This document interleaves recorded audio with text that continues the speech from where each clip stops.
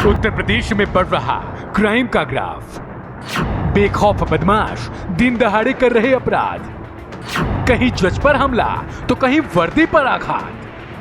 नहीं थम रहे प्रदेश में खौफनाक अपराध।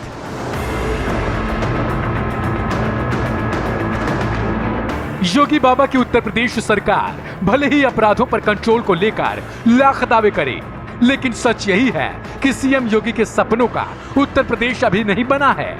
आज भी प्रदेश में दबंग अपराधी बेखौफ घूम रहे हैं और दिन दहाड़े वारदातों को अंजाम दे रहे हैं, जिसका जीता जागता ताजा उदाहरण राजधानी लखनऊ में देखने को मिला है, जहां मुरादाबाद की जेसीएम कोर्ट के जज और उनकी पत्नी पर हमला हुआ है। जज साहब पारा इलाके में सरोसा भरोसा स्थित मोती झील कॉलोनी में रहते हैं, जहां जमीन पर कब्जे के विवाद में करीब 25 बदमाशों ने मारपीट की।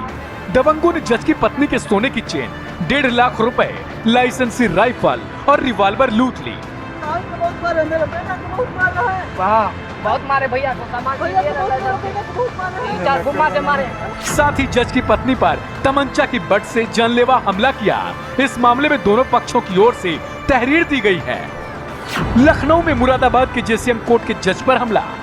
बदमाशों ने जज और उनकी पत्नी को पीट पीट कर किया लहूलुहान। जमीनी विवाद के मामले में लगभग 25 लोगों ने किया हमला और पथराव। चेन, नकदी, लाइसेंसी राइफल और रिवॉल्वर लूट के ले गए बदमाश। जख्मी जज और उनकी पत्नी को कराया गया एसजीपीजीआई में एडमिट। क्राइम का ये ग्राफ तो लखनऊ में देखने को मिला है।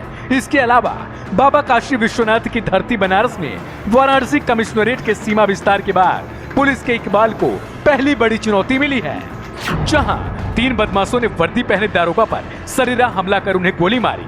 फिर उनकी सरकारी पिस्टल, 10 जिंदा कारतूस, पर्स और मोबाइल लूट लिए। बदमाशों की धरपकड़ के लिए पुलिस की 5 टीमें गठित की गई हैं, मगर वारदात के दूसरे दिन भी मनबड़ बदमाशों के बारे में पुलिस के हाथ कोई ठोस सुराग नहीं लगा। अब आपको नोएडा की यशस्वी पुलिस की एक और नई कारस्तानी बताते हैं, जहां कमिश्नर आलोक सिंह के कुछ कांडी पुलिस वालों ने रिश्वत के लाखों रुपए लेकर 80 लाख रुपए की ठगी की वारदात को दबाने की कोशिश की। ये ठगी भेल इंडिया के सेवानिवृत्त अधिकारी अशोक शर्मा के साथ की गई थी। इस मामले में नोएडा की सर्वशक्तिमान पुलिस के कुछ कांडी लुटेरे पुलिस वाले साइबर सेल प्रभारी की मदद से आरोपियों को बचाने की कोशिश की, क्योंकि इस 80 लाख की ठगी मामले में आरोपी भी पुलिस वाले ही थे। अब पूरे प्रकरण में 5 आरोपियों को गिरफ्तार किया गया है और कुछ भगोड़ों की तलाश की जा रही है। अब आपको उत्तर प्रदेश में घटे कुछ और बड़े अपराधों के बारे में बताते हैं। बागपत में एक ऑनर किलिंग का मामला सामने आया, जहां 3 भाइयों ने अपनी बहन और उसके प्रेमी की हत्या कर दी। पुलिस ने एक भाई समेत 2 आरोपियों को गिरफ्तार किया है। मऊ में थाना दोहरीघाट क्षेत्र के जमुई में मंगलवार रात जमीन विवाद में छुट्टी पर घर आए सीआरपीएफ जवान की लाठी डंडे से पीट पीट कर हत्या कर दी गई। रामपुर में एक महिला को दबंग ने अगवा कर लिया। दबंग बीजेपी नेता का रिश्तेदार बताया जा रहा है। पीड़ित पति परेशान है और 4 दिन बाद भी पत्नी का पता नहीं चला है। नोएडा में एक सिरफिरे आशिक ने अपनी प्रेमिका को तीसरी मंजिल से नीचे फेंक दिया। लिव इन रिलेशन में रहने वाली लड़की की मौत हो गई। फर्रुखाबाद के कमालगंज थाना क्षेत्र में बहन और उसकी प्रेमी की हत्या कर दी गई। मामले में 2 आरोपी गिरफ्तार, जबकि 3 फरार चल रहे हैं। ये वो अपराधों के आंकड़े हैं जिनको करने से पहले न तो अपराधियों को पुलिस का खौफ सताया और न ही इंसानियत की आवाज सुनाई दी।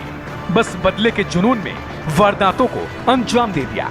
लेकिन इन सब के बावजूद भी सवाल खड़ा होता है कि बदमाशों और अपराधियों के हौसले इतने मनबड़ कैसे हो गए।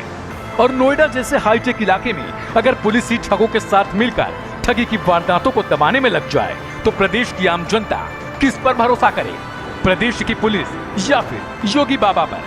इस उम्मीद के साथ कि आज नहीं तो कल पुलिस अपने विश्वास के पैमाने पर खरा उतरेगी, संगठित और गैर संगठित अपराध पर कैसे लगाम लगाएगी।